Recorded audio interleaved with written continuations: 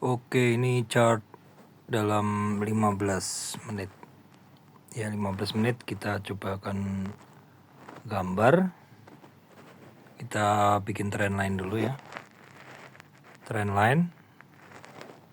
Kita akan gambar trendline dulu. Dari sini ya.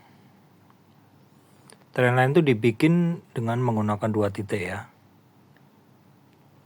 Jadi trendline itu dibikin dengan menggunakan 2 titik, yaitu titik yang ini.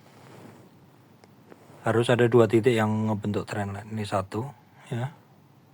Kemudian ini 2. Di dalam trend ini 15 menit, pergerakan candle 15 menit tidak terjadi patah trendnya. Ini titik pertama, titik kedua hampir terjadi patah trend, belum. Nah terus kita akan tarik Fibonacci. Trend ini kita gunain untuk menarik Fibonacci. Kita ambil Fibonacci-nya yang ini, Fibonacci retracement. Lalu kita tarik dari awal trend yang mana kita sebut sebagai swing low di sini.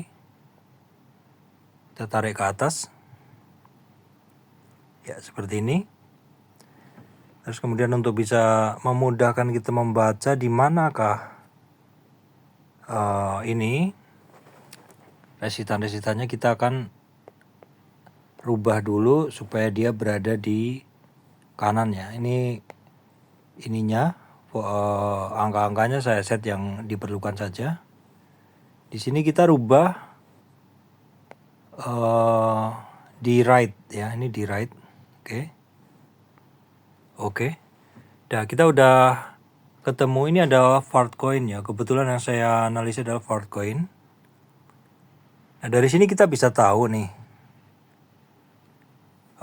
di manakah kita akan cari supportnya Fartcoin dalam pergerakan naik 15 menit ini.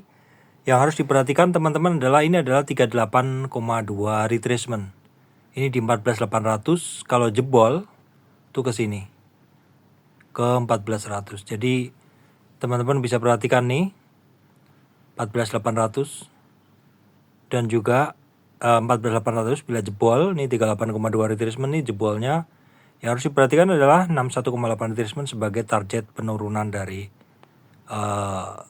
jebolnya 38,2 retracement. Juga harus dilihat di sekitar kirinya itu ada support nggak? Di 61,8 retracement ini sepertinya akan banyak support ya di sini. Ya, untuk pergerakan saya selalu menggunakan itu untuk melihat support-supportnya ya, karena cukup presisi. Dalam beberapa hari ini kita bisa lihat dari situ, dari pergerakannya si Fartcoin ini.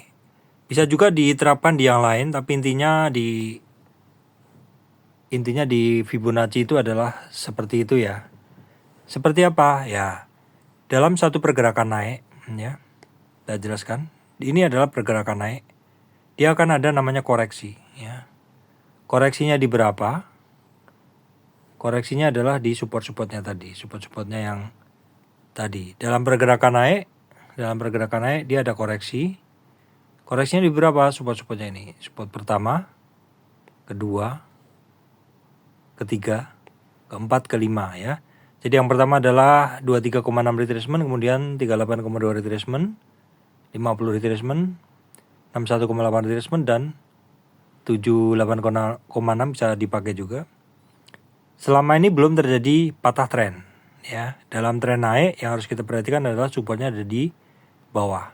Sehingga ketika suatu tren naik dikatakan jebol, itu apabila tren naik itu sudah menjebol supportnya yang ada di bawah ini. Breakdown support seperti itu ya. Perhatikan, belum jebol di 14.800 di 38,2 retracement. Next targetnya ada di 61,8 retracement di 14.100. Saya Andri agak jauh aja. Terima kasih teman-teman semuanya.